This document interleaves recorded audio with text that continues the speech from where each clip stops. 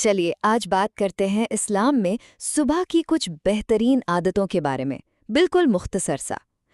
تو یہ ساری باتیں قرآن و سنت کی روشنی میں ہیں کہ ہم مسلمان اپنی صبح کو کیسے برکت والا اور زیادہ میننگ فل بنا سکتے ہیں۔ بیسکلی دن کا آغاز اللہ کی یاد اور ہدایت سے کرنا ہے۔ سب سے پہلے تو فجر سے پہلے اٹھنا، اور ہاں، اٹھتے ہی اللہ کو یاد کرنا۔ اگر ہمت ہو تو تہجد بھی پڑھ لیں، جو رات کے آخری حصے میں ہوتی ہے، اور جاگنے کی دعا الحمدللہ الذی احیانا ضرور پڑھیں۔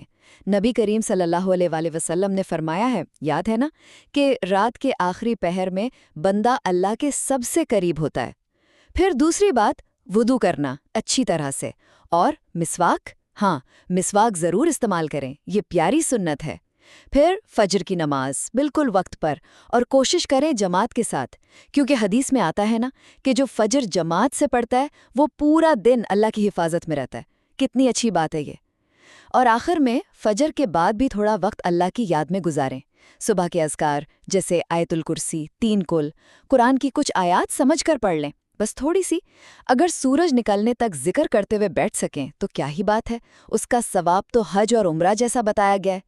پھر ایک اچھا سا ہیلدی حلال ناشتہ، اور بس اپنے دن بھر کے کاموں کی اچھی نیت کر لیں تو وہ بھی عبادت بن جاتے ہیں۔